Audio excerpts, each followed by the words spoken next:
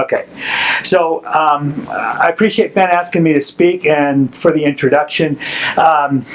Given that this was billed as taking a break from functional programming, I feel like I have to maybe give you a little bit of my functional programming creds, and there will be some programming later in this talk, or at least some talk about programming.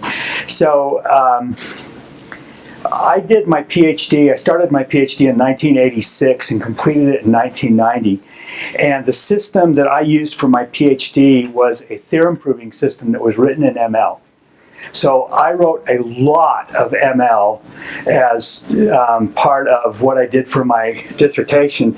And I've happily taught Scheme to lots of undergraduates at BYU since 1993. I first started using Haskell in the 1990s, although I never did anything real with it. I just played around with it and taught it to my classes a little bit. But anyway, if you had told me back in 1990 that I would go to a talk and there would be just like a bunch of engineers from software companies and they would all say, I'm interested in functional programming, I would have said you are absolutely high. I mean, nobody was interested in functional programming at all. Only academics, right? If you were all from an academic department, I would have believed, yeah, you could be interested in functional programming because there are lots of good papers to write on type theory and category theory and all of that good stuff. Anyway, there is a programming connection here because I'm going to talk about a programming model that I think is relevant to the Internet of Things. Now, to get started, I want you to think about the number trillion. It's a really big number, right? But to get an idea for that, 1 million seconds is 10 days. Okay? And 1 billion seconds is 30 years, and 1 trillion seconds is 30,000 years. Okay, so when people talk about the difference between 1 billion and 1 trillion, we don't really think about it too much, but think about the difference between half of a lifetime and when the Neanderthals used to be here. That's the difference between 1 billion and 1 trillion. Why do I bring that up? I bring that up because Ben talked about the Internet of Things hype cycle, right? Being at the top. And we've probably all heard numbers like there are going to be 50 billion things connected to the Internet. There's going to be a lot more than that. There's going to be 1 trillion things on the Internet of Things. And I'll tell you why there's going to be 1 trillion things. So a trillion node network is a very different thing than a billion node network. We have roughly 5 to 7 billion things on the Internet today. The way we program it, the way we think about it, the way those things interact is going to be completely different when we have 1 trillion things on the network than when we have 5 billion things on the network. And in fact, we're probably going to not even recognize the tools we use. We will not use web tools and JavaScript to build the Internet of Things. Guarantee it. So, why is the Internet of Things happening? Okay. The Internet of Things is happening for a very simple reason. There are places in the world that you can buy an Android-like phone for $30. So think about that. It's got a processor, it's got connectivity, it's got a screen, although you may not care about that, $30. How long is it going to be before that same thing costs $3? Well, not very long, right? It will happen. You'll be able to get that Android-connected phone for $3, and then 30 cents, and then 3 cents. So when an Android-connected device costs $3 or 30 cents, where are they going to be? Everywhere. Everything will have one in it. Every chair in this room will have one in it. Why? I have no idea. But somebody will put one in the chair. If it only costs 30 cents, why wouldn't I put it in the chair? Even just to tell me when they're all stacked or all sitting out in the room. I don't know why, but somebody will do it. Okay.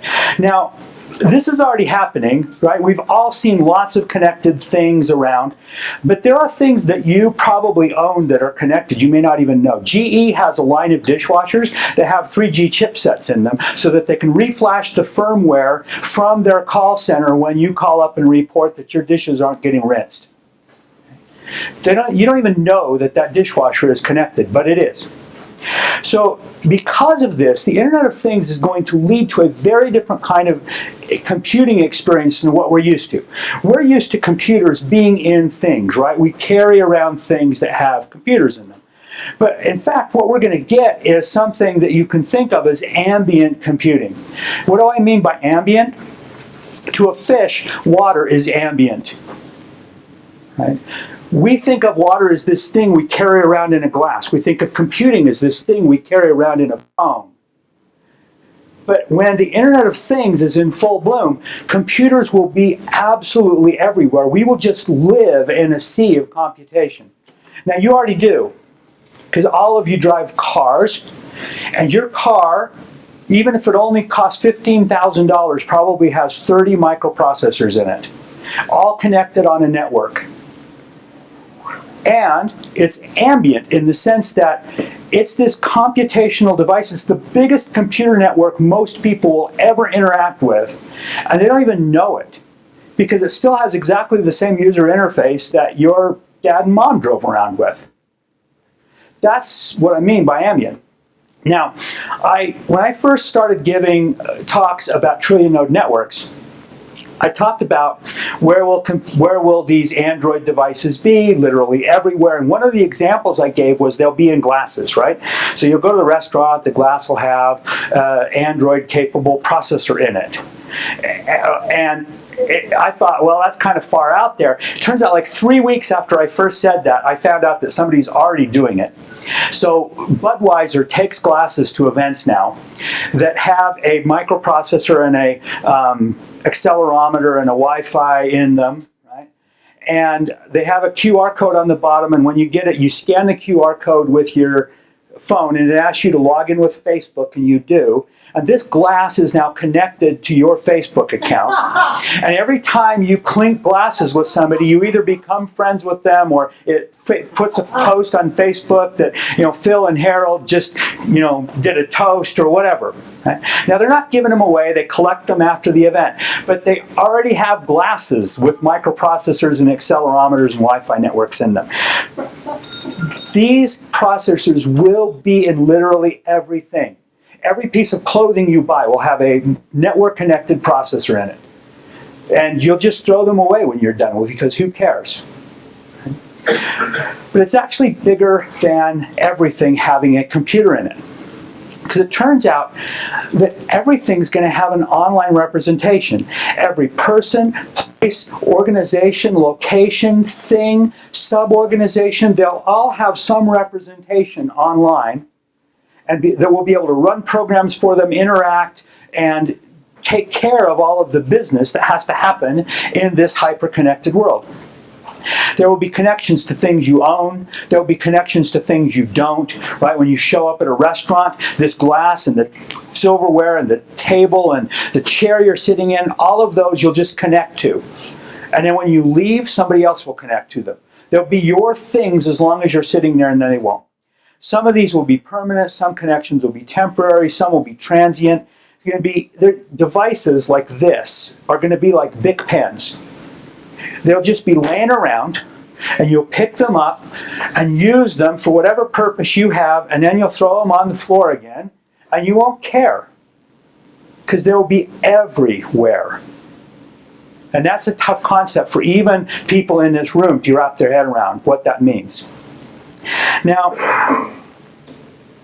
what's the architecture for this thing going to be? What's it going to look like? How are we going to build it? Well, like I said earlier, I don't think we're going to build it with HTML, CSS, and JavaScript. I don't think we're going to build it with Erlang either. I don't think any of the things that we know now are going to be relevant 30 years from now when we have this hyper-connected network. I mean, they're not relevant and useful and interesting now, but the architecture is going to be very different. And so one of the things I like to think about is how would you build things like this and start playing around with it and see what some of the problems are. So I think we need a new application model that is closer to the way the internet works than the way the web works. And there's a difference, right, between the web and the internet. Now, one of the things I think will be very true about this is that it will have to be extremely loosely coupled, right? I have to be able to walk into the restaurant, sit down in a chair, and take control of all of these things. I have to be able to pick up a phone, use it like it's mine, and throw it down on the ground and have it be mine. So it has to be very loosely coupled. All of the interactions have to be very flexible. We don't know how to do that really yet. Harold and I were talking before the meeting about RDF, right, and why RDF is relevant. Right now, most people kind of dismiss RDF the same way people dismissed functional programming 20 years ago. And yet here you're all sitting, right? So things like RDF are probably going to turn out to be more relevant than we think. So there's a book called Trillion Node Networks by Mickey McManus and some other people at a place called Maya Designs, which is a design consultancy in Pittsburgh. And in this book, they ask people to envision this billion node network as a mountain, right? And then think about the trillion node network and how we're going to get to that trillion node network. And our first instinct is to use all the tools and techniques we've got right now and start building scaffolding over to this trillion node network, right? But then you kind of come out and realize the scaffolding isn't going to work, right? We can't build scaffolding over there. We actually have to scale this new mountain. And that's what I think building the Internet of Things, not the hype right now, which is all about connecting your Fitbit to some thing on your phone. That's not Internet of Things really. I mean, it's a start, it's a good start, but it's not what I'm talking about, right? It's a whole new mountain that we have to learn how to scale. Now, one of the things that, like I said, I'm going to talk to you about programming models and some different ideas. And one of the things I think is really important in the Internet of Things is the idea of events. Okay? Events have a lot of interesting properties. They're very different than requests, which is the primary model that the web has been built on.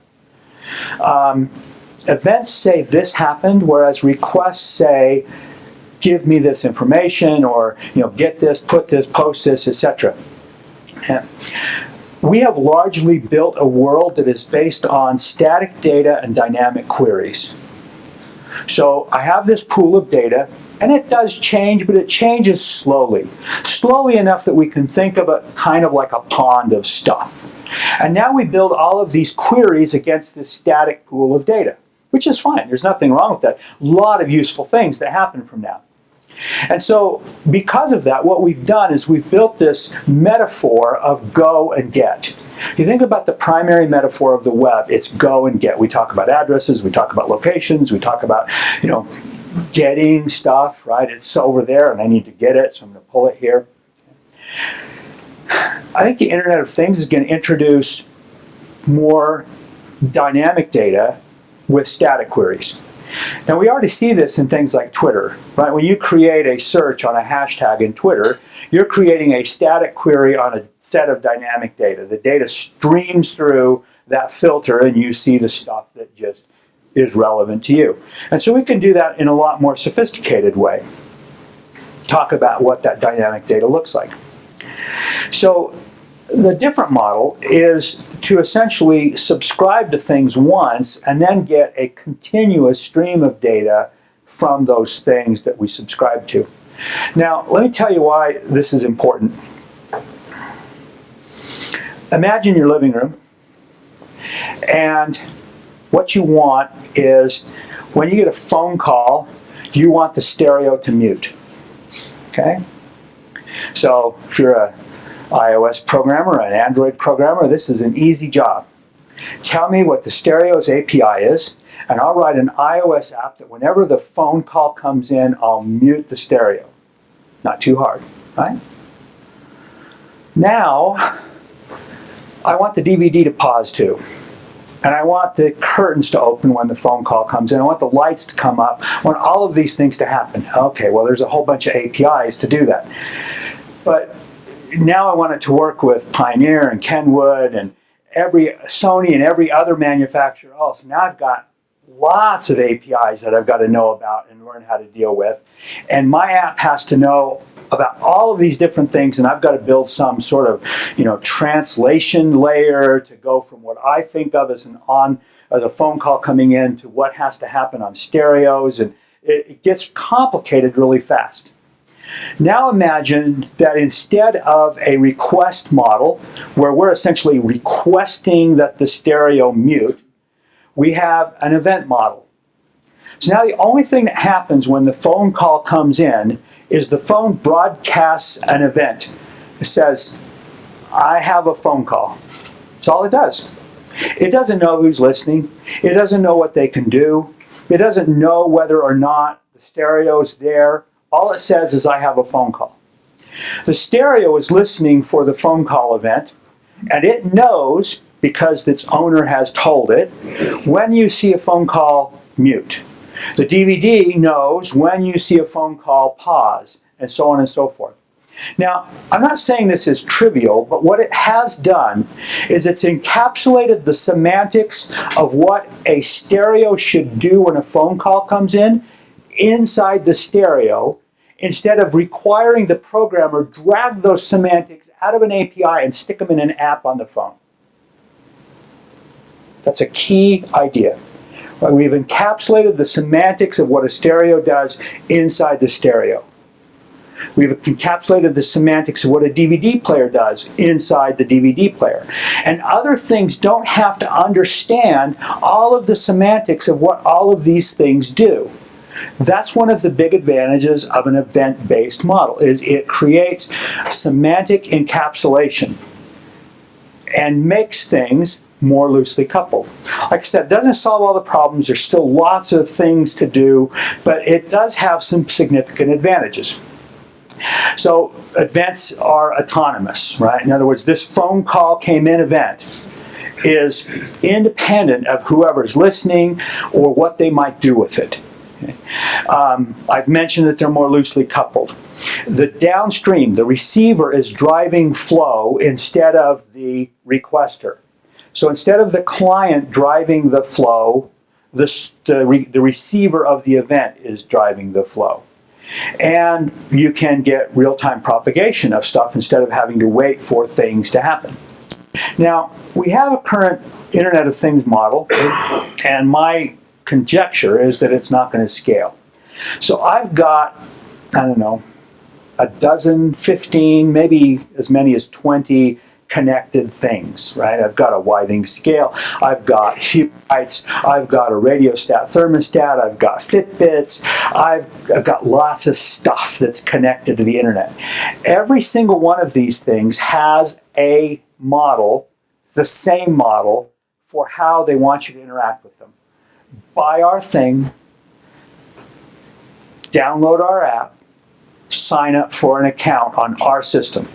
And as long as everything you want to do is in our system, great. Right? Now, companies like If This Then That are trying to bridge some of that. Right? And it's an interesting model. I think it's probably too simplistic for the kinds of things that we normally are going to want to do. Right? So think about, you walk into the bedroom and you want the lights to come on. That's a good If This Then That recipe. Unless someone's in bed, then I don't want the lights to come on. Except if that someone is my dog, then the lights can go on. Okay? So how does If This Then That know that the thing lying in the bed is the dog instead of my wife? It doesn't, right? I mean, and how do you program that? It's not a simple recipe. It's a very complicated scenario. Most Internet of Things scenarios are going to be much more complicated than simple recipes. Just like every programming problem you've ever approached seems really simple until you start handling all of the error cases and the edge cases and the, and then your nice 3-line script that you had is suddenly this big, right? Same thing's going to happen. So this is how every manufacturer sees the Internet of Things right now. Them at the middle and all of their things connected to them. And if you play a part in it, it's only peripherally, because what they care about is the thing that's connected. Right? Now, turns out that I want something different than that, right? I don't mind if all of these people are connected to the devices I own because they're providing me with interesting services, but I want the internet of my things. I want my stuff to be connected. For example, if I have an electric car and an air conditioner, maybe I want my electric car to charge at a different time the air conditioner is on so that I don't get charged with a surcharge for drawing too much power from the power company. Right? Well, how many of you want to buy everything from Apple, including your air conditioner and your car? It's not practical, but that's really the only model we have right now for making things work. Right? I mean, Apple had their big announcement today. All the Android people always make fun of Apple because, yeah, we've had that for years. Hey, it had it for years, but it didn't work nearly as seamlessly as Apple made it work, right? That's what Apple does. They integrate stuff. So the challenge for the Internet of Things, scaling this trillion-node mountain, is how do we make things work in an integrated way without Apple having to build it all? That's our challenge. So sometimes I call this thing a personal cloud. I'm also going to call it something called a Pico, which I'll explain later. Yeah. Anyway, I want the Internet of my things, and it turns out the Internet of my things leads to an API of me. And I don't believe that that API of me is just a conglomeration of the APIs of all of the things I own. I think it has to be customized to the things I care about. And so I think that if we're going to build API-based systems for people, they have to be extensible and customizable on a personal level, just like your personal computer was customized to you. Right? The Web 2.0 is not like your personal computer. Right? It's not like your laptop. It's not nearly as customized or flexible as your laptop is. Right? It's pretty much you use our stuff how we decide you're going to use it. Now, in order to experiment with all of this, I've been building a connected car product. So this connected car product is called Fuse. It uses devices like this, which plug into the OBD2 port in your car. Every car sold in the United States after 1996 has one of these ports. Okay? And this port is amazing because it plugs into the CAN bus. And the CAN bus is the primary bus inside your vehicle. Everything is on it. Your car starting, your car stopping, the windows up, the windows down, the doors locking. Now it turns out that most devices like this don't have access to all of that data because most manufacturers license it. But you can license that data. You're going to see devices like this doing all kinds of stuff with people's cars. Okay? So it's like a lot of things. We buy it, but they own it. They have all kinds of data on there that they don't let you have unless you license it. Yeah, that's exactly right. So this device has a GPS in it, not a little GPS like's in your phone and limited by battery. This GPS is powered by the generator on your car, right? The alternator on your car. So it's very powerful. And it has a cellular data card in it. So it's always connected independent of your phone. And then there is a cloud-based platform, which my project, my experiment, is to try and figure out how to build that in a way that's very different from how traditional Web 2.0 companies would approach this problem. Now, and then there's apps. And there could be multiple apps that are connected to this data. And one of the things that's interesting about how I tried to approach this problem is I didn't want to just create an account for the person and then create records in that person's account like we would normally approach it. So in our model, the car has its own personal cloud, or Pico. I'm going to call them Picos. I'll tell you what that means in a minute. Okay. So the car has a Pico, which means it has an online representation.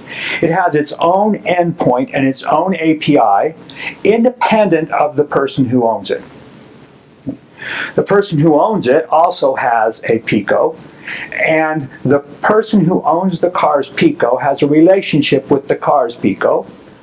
That's an owner relationship, right? That's how we characterize it. They own it, makes them kind of like super user for the car, right? But still, the car is an independent entity. Yeah. One of the reasons we do that is because we want the car to have relationships with all of the entities that are relevant to it.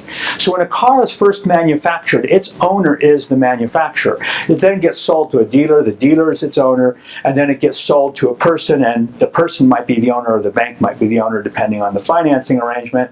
But anyway, the car has multiple owners over its lifetime. And just because the manufacturer is no longer the car's owner doesn't mean the car doesn't need a relationship with the manufacturer. So these relationships represent channels that messages can go through. This crowd, I would say, look at them as an API. So each one of these relationships is an API. And it could be customized on a per car basis. It doesn't have to be every car has the same API. Now, this is Mark Benioff, CEO of Salesforce. And I like Mark Benioff. I like to hear him speak. I listen to him speak a lot, just watch YouTube videos or whatever, because he's always interesting. One of the things that Mark Benioff talked about incessantly for several years, I don't think he still does, was this thing called the Toyota Friend. And the Toyota Friend was a Prius that tweets. When I first heard this, I thought, this is the stupidest thing I've ever heard in my life.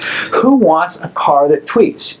But I also realized that Mark Benioff is a better salesman than Phil Windley, and he must have something that he means by that that's important.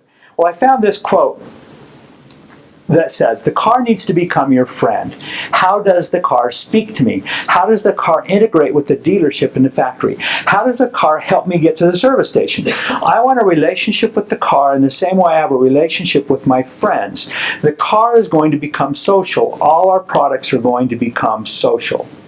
Think about that vision as opposed to how most people think about the Internet of Things right now. It's very different.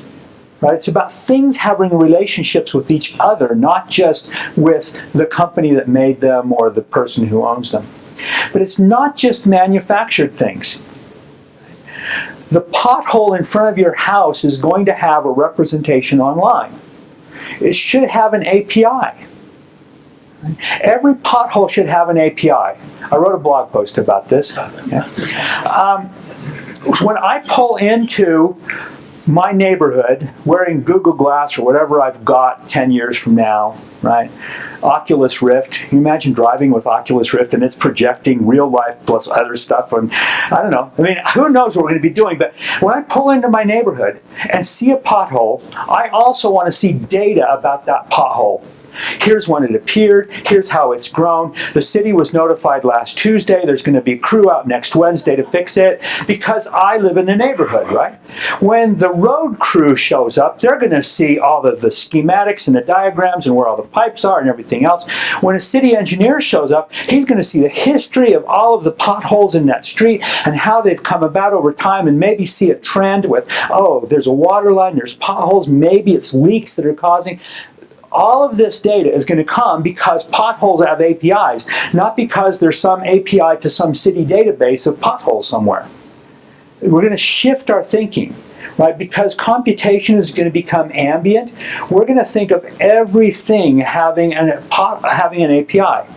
Every person, place, organization, thing, concept will have an API, and you'll be able to interact with it. Now,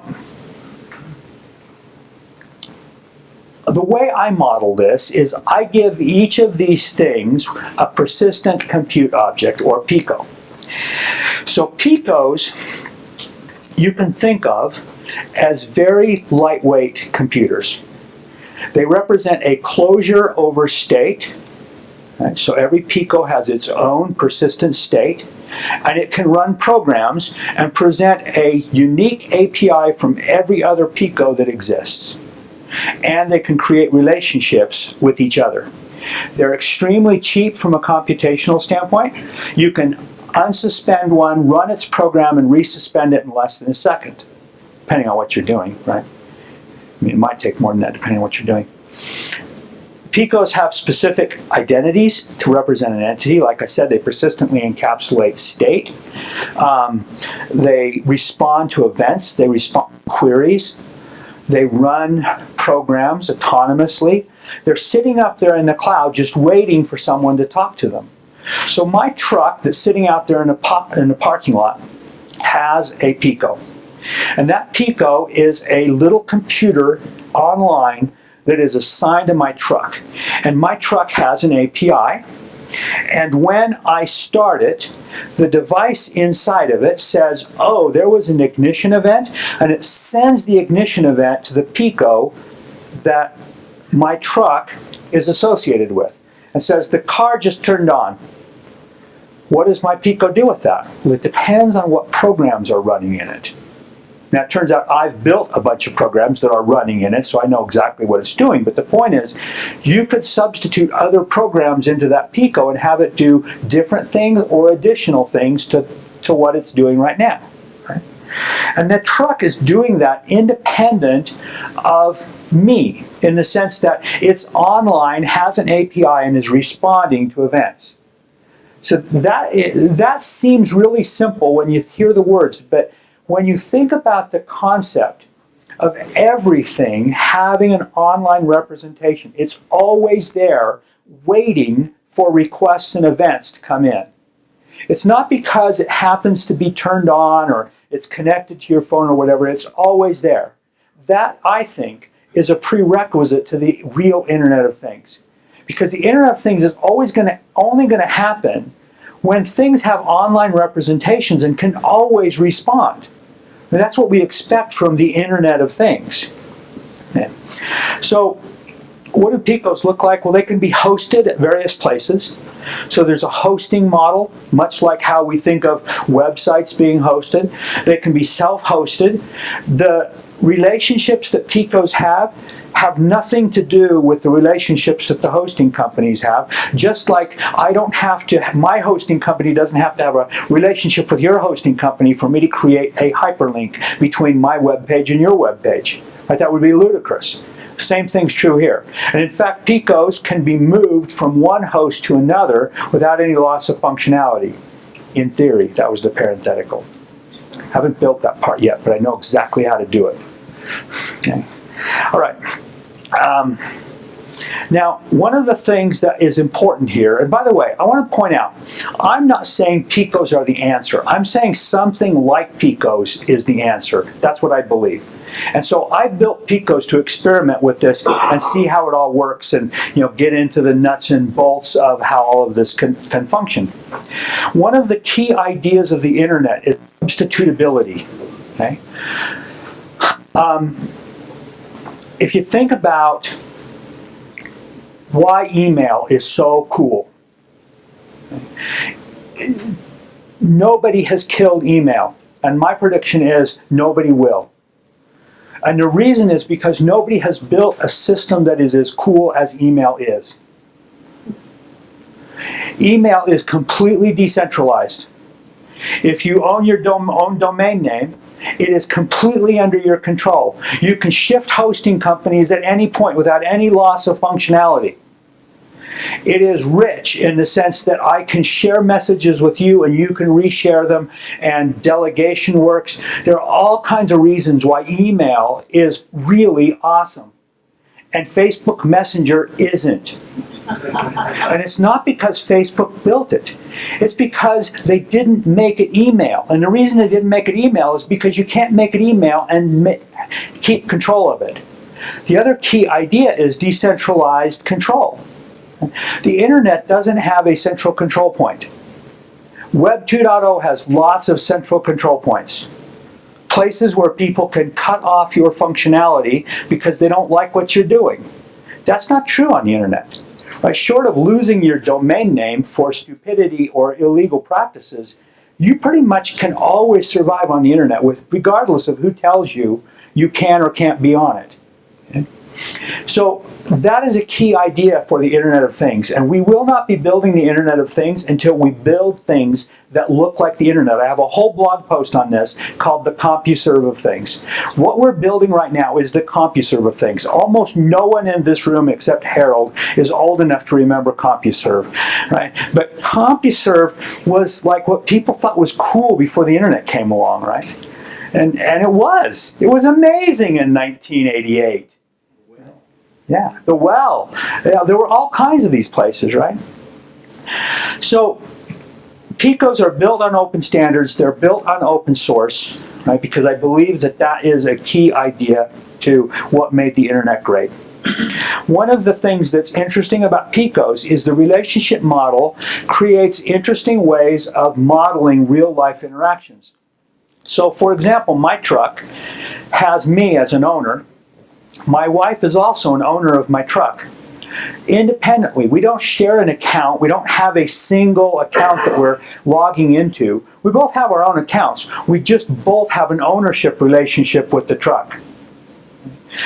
And so we both have super user privileges, essentially, is what that means. Now let's say that my neighbor Tom wants to borrow my truck. I can introduce Tom's cloud to my truck. I can introduce Tom's Pico to my truck's Pico and say, Tom, meet my truck. And my truck can say, oh, my ownership wants me to know Tom. And they form a relationship, not an owner relationship, maybe a borrower relationship. So imagine a world where the ignition and the door locks and everything else are controlled by this device. I could Tom borrow my truck by doing an introduction between Tom and my truck. Right? Just like we would do in real life. Right? There's a whole idea around delegation that is really important to making all of this work. And I won't go into the details tonight, but I have another blog post on that. I have blog posts on almost everything if I can find them.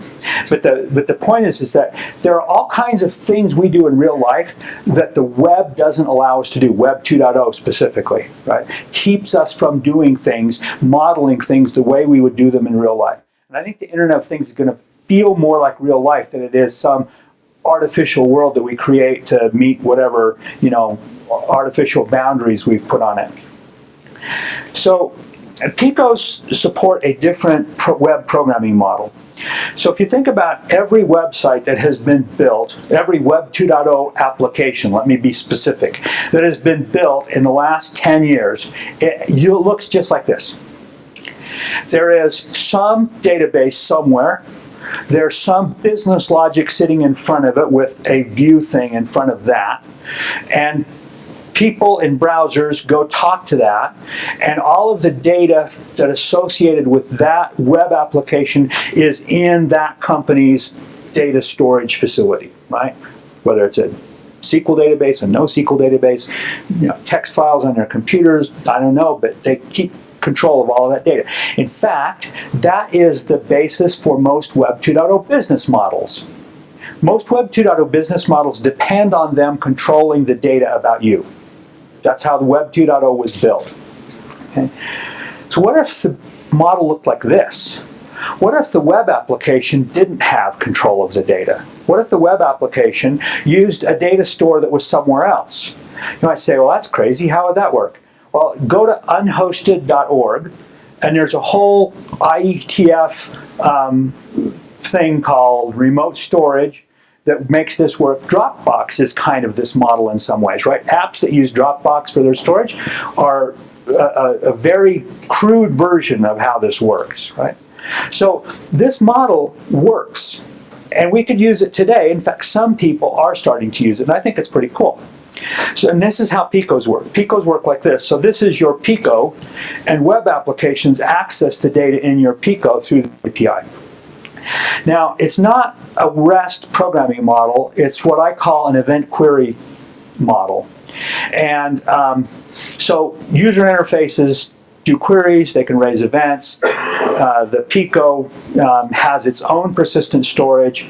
My truck keeps track of its own trips. My truck keeps track of its own maintenance. This isn't going in Phil Windley's account. It's going in Phil Windley's Ford F-150's Pico.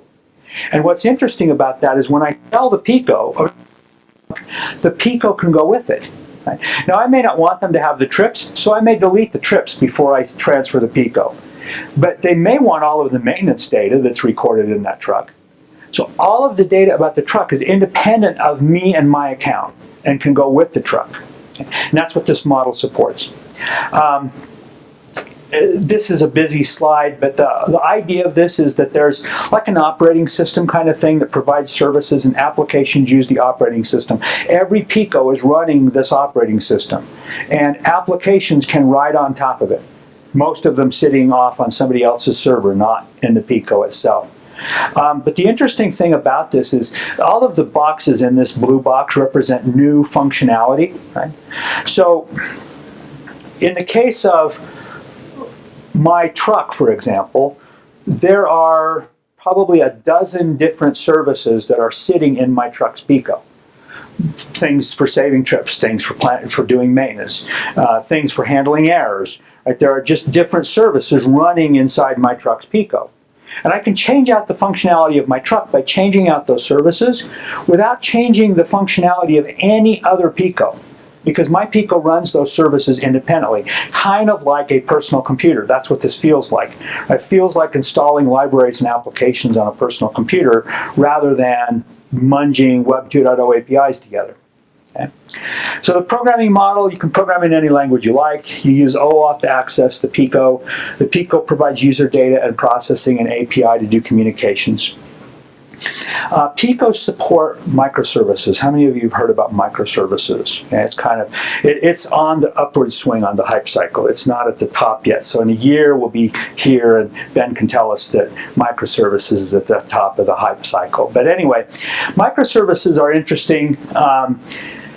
I found it's a good way to think about what's going on inside Picos. That's how I think about what I'm doing, is I'm building little services that do interesting things, right? And those services, for example, I had a very rudimentary error service that was running inside the vehicles.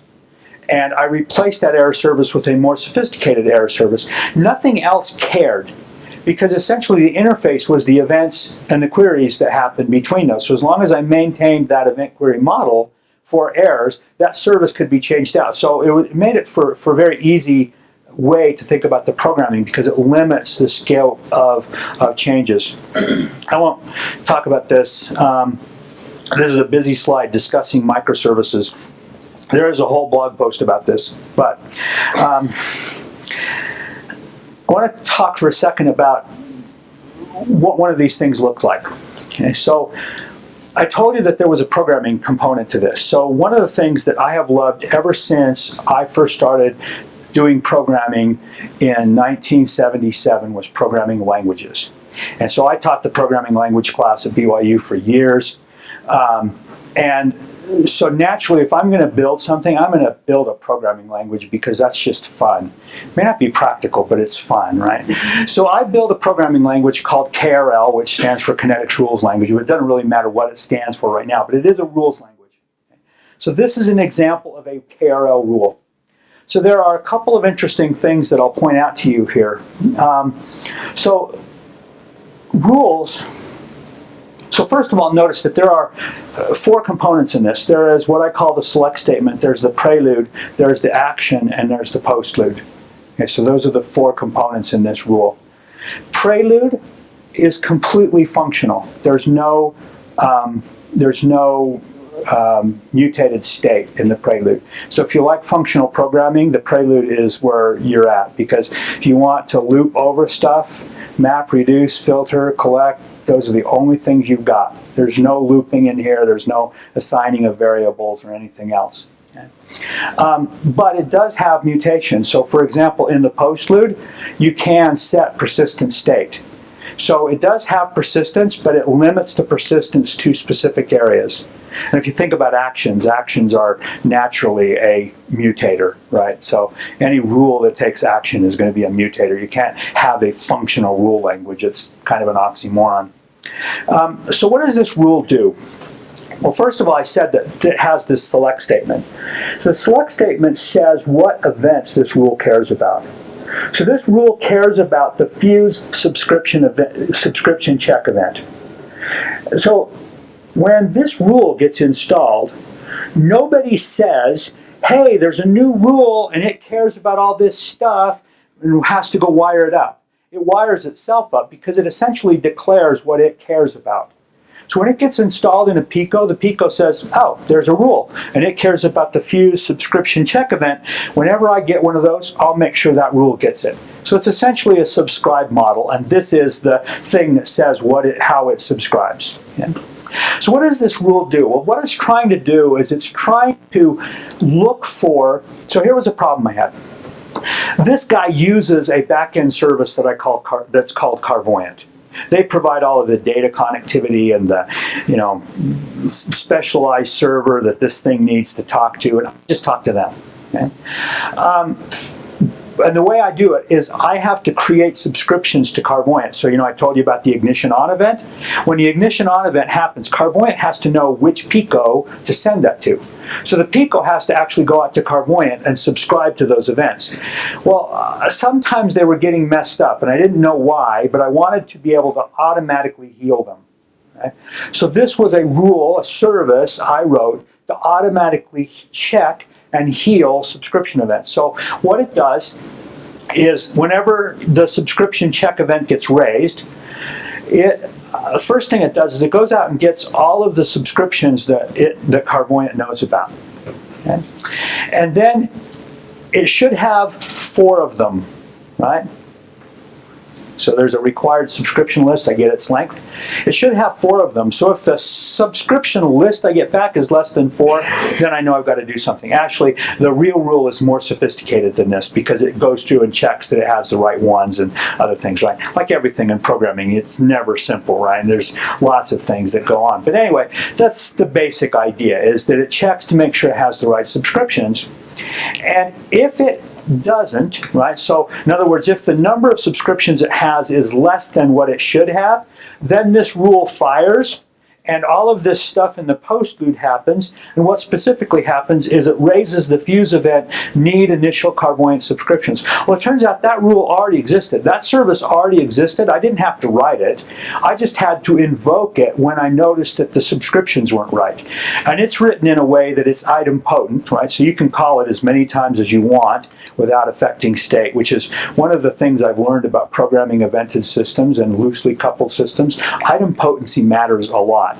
And when you can't achieve idempotency, things get complicated really fast. I don't know if there's a solution to that or if somebody will come up with, some new way of programming, but anyway. So KRL, right, this was billed as a non-programming language talk, but it turns out it really is, because KRL is a programming language based on events. It runs in Picos, it's built from microservices, uses complex event expressions. That event expression I showed you is really simple. It just says, if there's this event, then do it. Turns out there's a whole event expression language that you can use to, if this event happens before this event and then this other event happens, then I want you to fire. Or if this event happens 5 times, I want you to fire and tell me what the average of all of these were. Or there's a whole language which makes that happen. It has, like I said, persistent variables. Every Pico represents a closure over state, and side effects are quarantined. Pico structures can get pretty complex. This is an actual system that we built where we have a Pico for every location at BYU that the police department cares about. We have a Pico for all of the tours that they want guards to go on. And we have Picos for every report from every tour. And their guards also have Picos. And it's kind of interesting because there's this guard tour system and nobody ever creates an account on it. There's no notion of having an account in the guard tour system. You essentially just get introduced to it with certain privileges, and once you've done that, then you are a guard or a manager and you can do the right things in it. So it's a really interesting thing to play around with. But anyway, it's got thousands of Picos in it that all have various relationships with each other. And every one of those is a separate thing. Potentially we could, put different APIs on them to do different things if that were important. So why do this?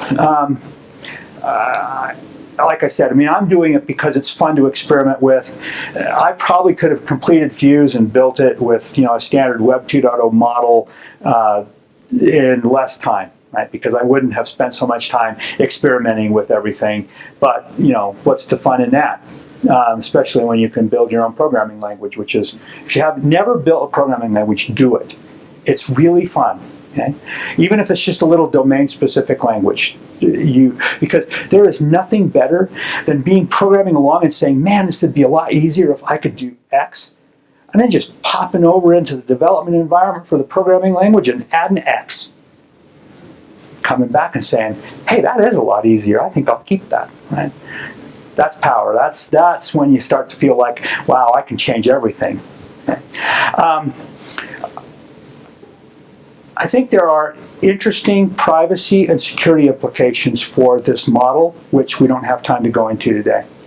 But I do believe, one of the reasons why I call them personal clouds is because they are personal. They are owned by you, right? The data in this truck is going into a Pico that Phil Windley owns. Now, it happens to be hosted on a system that Kynetx runs, but if I wanted to self-host it, I could. And all of that data could be on my own server sitting in my basement if I wanted. Right? That is an important idea. Okay. Which brings me to this guy. Kevin Kelly is the founding editor of Wired magazine. He wrote a book called What Technology Wants. And the idea is that take thermonuclear fission. Once people understood that fission was possible, the atomic bomb was inevitable. There is absolutely nothing that could have been done to prevent it. That's what he means by what technology wants.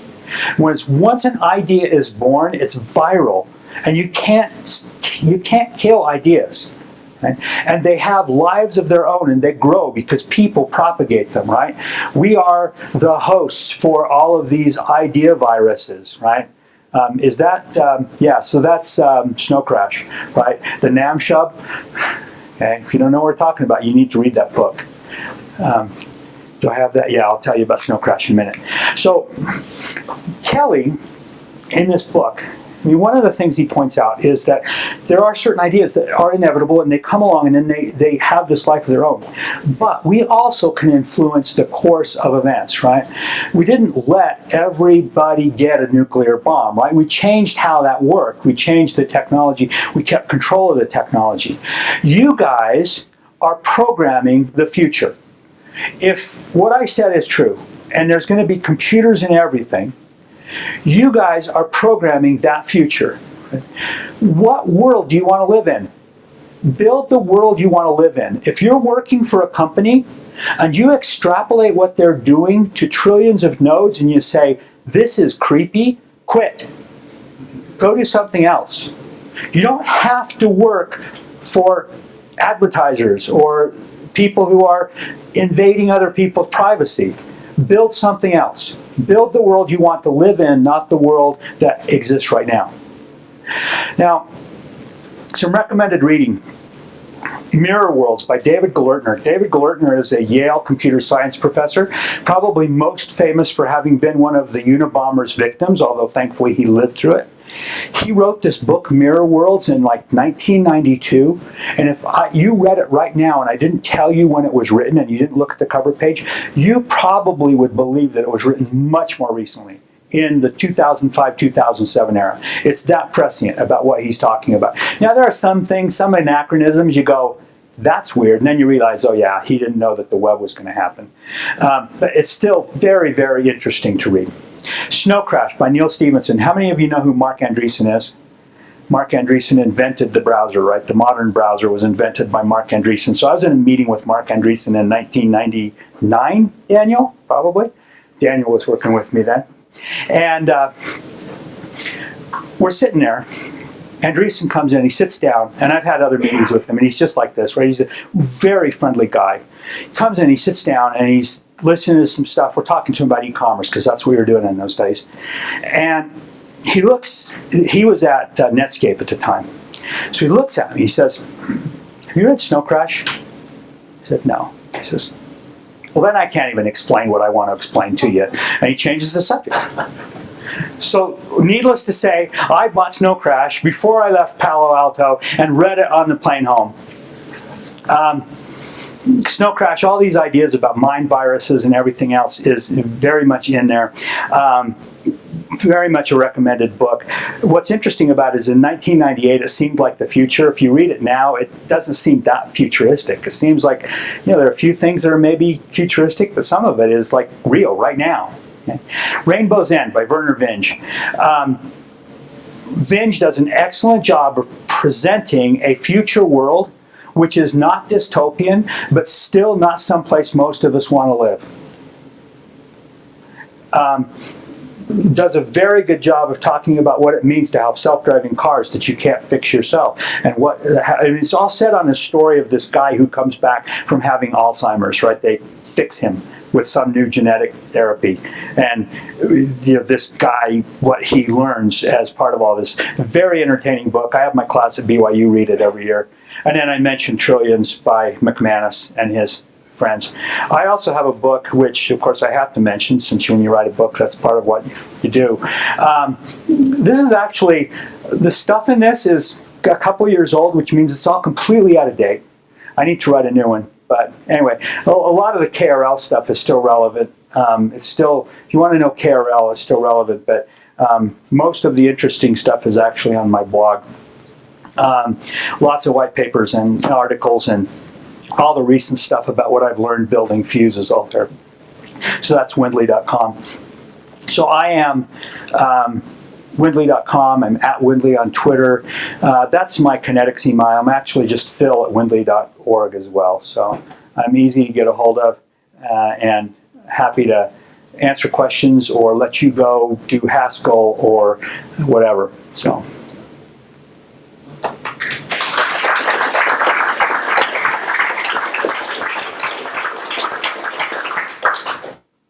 Any questions or? You were talking about microservices, but with microservices, particularly when you get up to thousands of them, don't you have the same problem that Erlang tries to solve, where you also have process monitors, so when one of them crashes, somebody else is monitoring that and starts them up and things like that? Yeah, so. I mean, they're nice because they're nice and encapsulated, but if they're if people depend on them, they need to keep running. Yeah, so I don't know if you've heard of the Netflix Chaos Monkey. Yeah. But Netflix, their streaming side, is mostly built with what you would call a microservices architecture. I don't know that they use that term, but I think it would apply. They actually have a service called Chaos Monkey that goes around and purposefully kills other services. Because if they can't recover, then that's a problem and they want to know about it.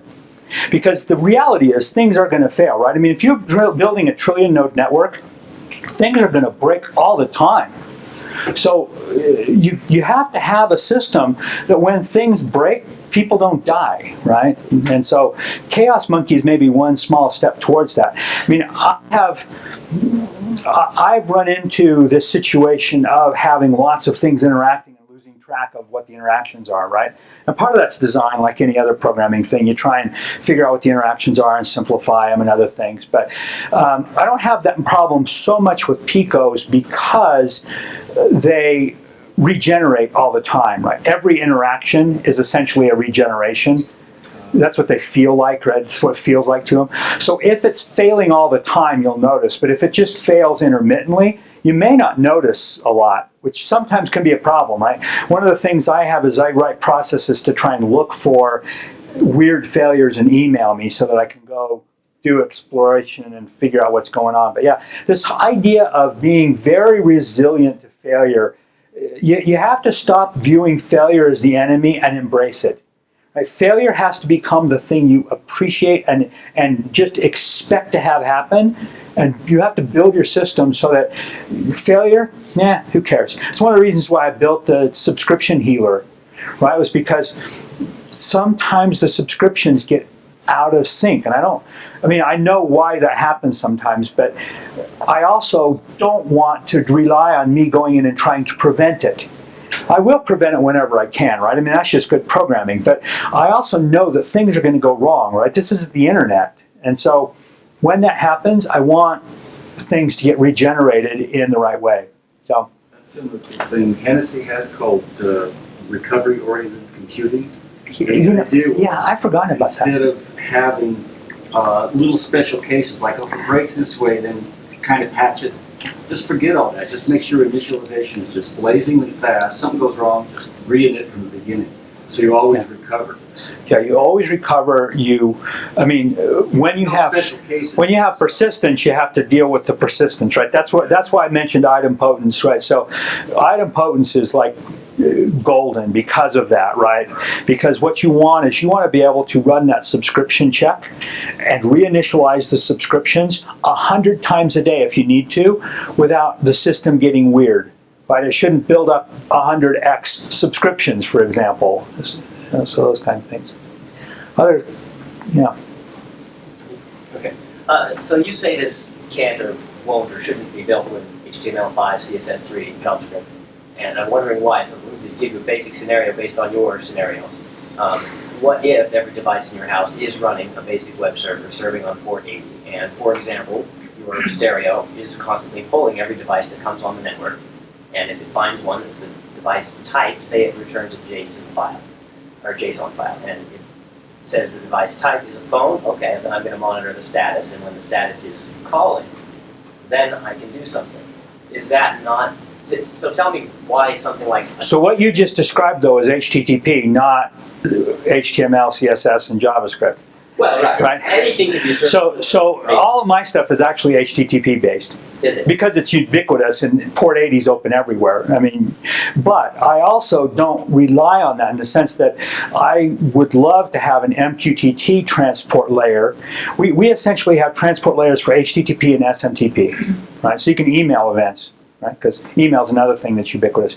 I'd love to have something for MQTT. If you've heard of telehash, telehash is the answer to my parenthetical, it's only theoretically transportable right now. Right? Telehash is the guy who invented Jabber, Jeremy Miller. It's his newest project. It's essentially a Kademlia distributed hash table combined with UDP in a way that allows you to address and send packets to things on the network, regardless of where they live in the IP space, right? So essentially, it's a layer above IP, so it gets rid of all of the centralization problems of DNS, for example. DNS is a horribly centralized system, right? Which is what allows countries like China to control what websites you can get to if you're in China. Right? They just control the DNS. We need systems that don't allow governments to do that.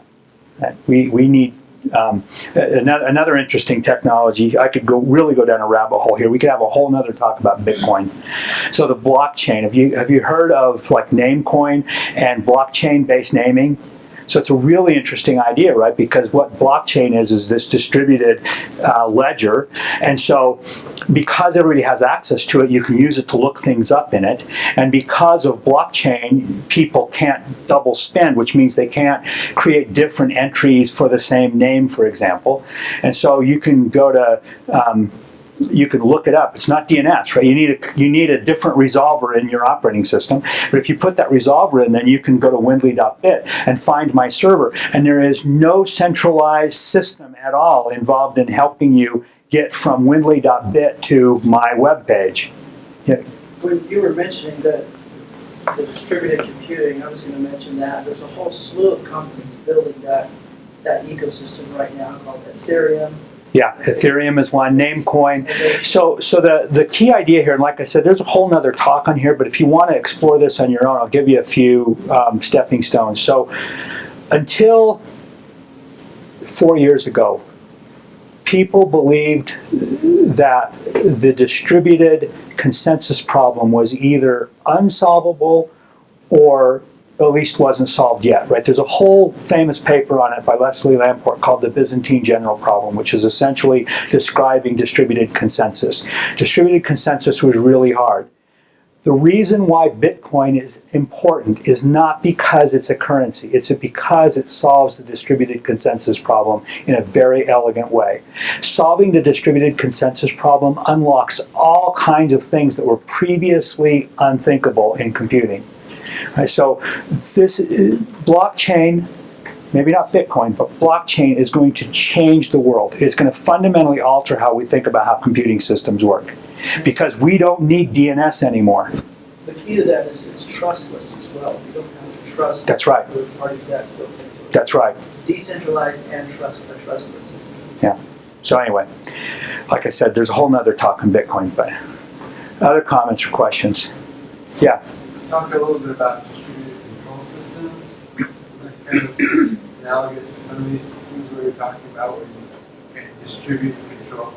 Talk about, come from a world of chemical plants and you have your DCS systems where, okay, if this fails, then these can still keep running because distributed on the Yeah, so there's a lot of things in life that are distributed, right? I mean, if you think about people, right, there's a whole. If you've seen Jeffrey West's talk on cities and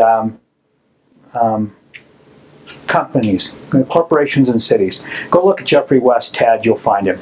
Anyway, the interesting idea there is companies die all the time. Right? You can drop atomic bombs on cities and they don't die. Why? Well, because they're distributed. They're not hierarchical. Right? Distributed things, right? We are distributed beings with hierarchical systems. Our bodies are largely hierarchical, but we live in a distributed society.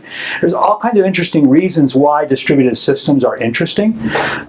They have different properties. They have different benefits. They have different costs. Tracks is a centralized transportation system. The highway system is a distributed transportation system, right? They have different possibilities and different costs. But the fact is, if you want to move a bunch of stuff from point A to point B, and all you've got is a railroad, you better hope the railroad goes from point A to point B, right? And one company owns the whole thing.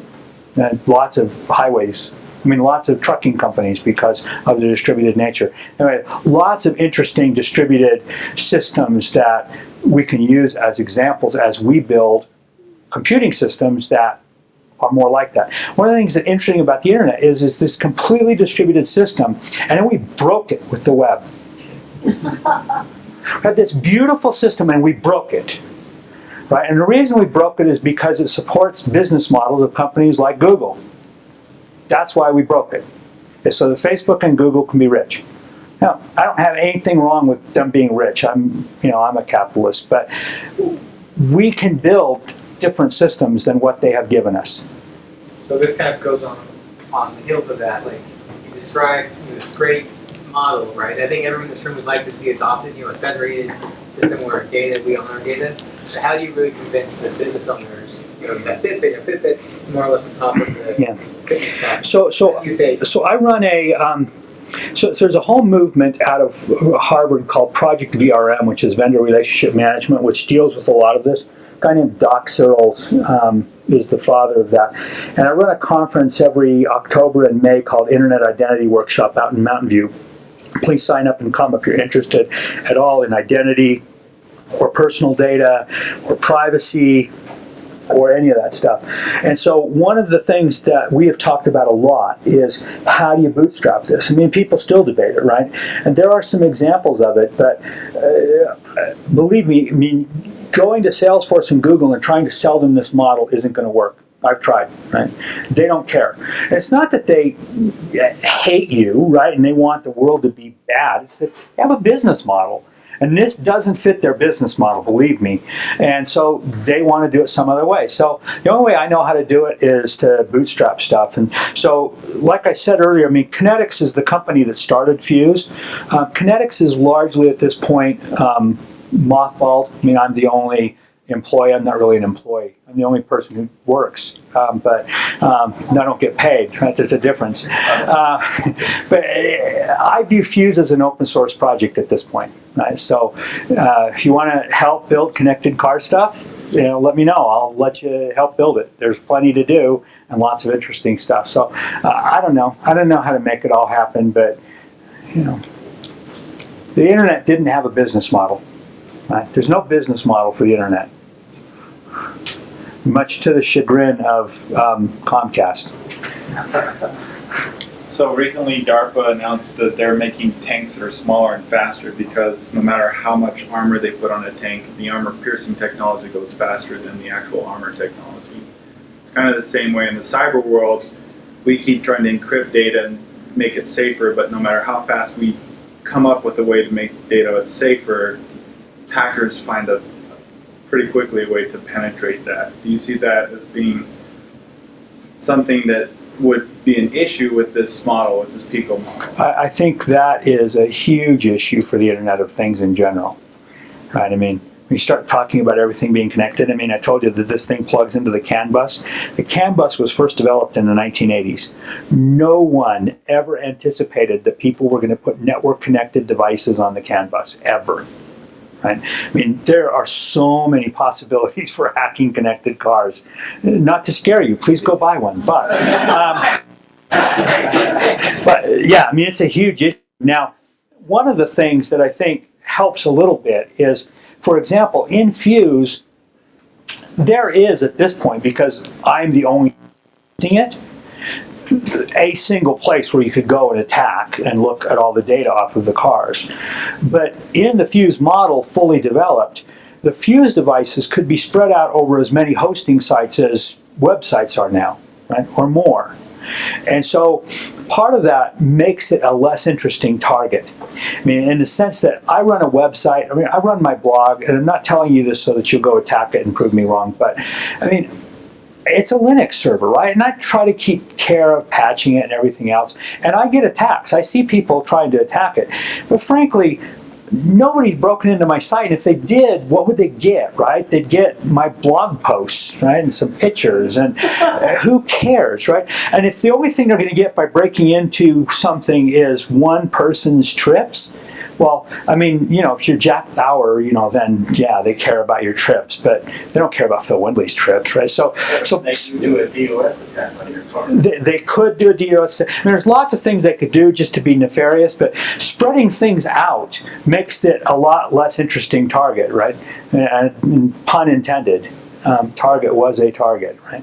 And they were a target because they had lots of interesting stuff. So I don't think that's the answer to security, but it does give us some breathing room. Huge issue, security and Internet of Things.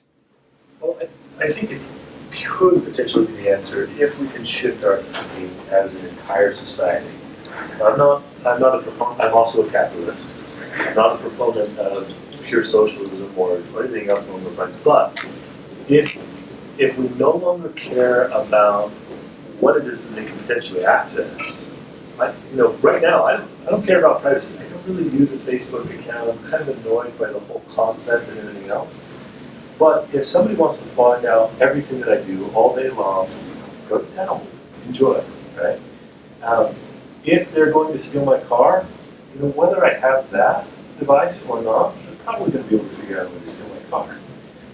Once we start talking about maybe my bank account, maybe that's something that I get a little more concerned about. Or when we start talking about somebody that is nefarious and maybe has designs on my family, or something that I feel like crosses a certain line. But otherwise, if we could change our mentality as an entire society and say, let's be open source. Yes, this is who I am. Well, there's a whole privacy. We could talk about that for a long time, but yeah, I mean, there's a question about what our expectations are. Yeah. So the company I work for, Harman, is a tier 1 supplier of in-car navigation systems to big automakers. Pretty much all of them use nav systems for certain models. I have had an opportunity to work on some of the code in those and work on the networking protocols. It's interesting that you said that CAN bus has been around for a while. The automakers are moving to replace it with Ethernet, this time-sensitive Ethernet that we've been working on. Yeah. So that kind of makes it even easier to connect things to a car. BMW, for example, is moving their diagnostics to Ethernet already. So you use the same OP2 port, but it has Ethernet on some of it. So that's one thing. And then another thing I was curious about is whether you are familiar with the E language. E? Yes, E. It's a capability-based language. It's been under development for a really long time. It started back in the early internet days around virtual worlds, basically. The idea was to build secure, distributed virtual reality server things. And they realized very quickly the weakness that normal programming models and use at the time had for that purpose. And so they worked on, they developed a model that sounds very similar to your Pico model, or even the VAT that is the base of computing that communicate via messages and events. I haven't heard of that. I'll have to look at it. Yeah, I think you might find it. Like the letter E. Yeah, Yeah. eWrites.org. Is there a language for every letter in the alphabet now? But yeah, it was built around virtual community. Huh. I'll have to look at that. But, Yeah. Well, anyway, so you probably want to get to the Haskell thing, and you've been great. Thank you very much. Thank you.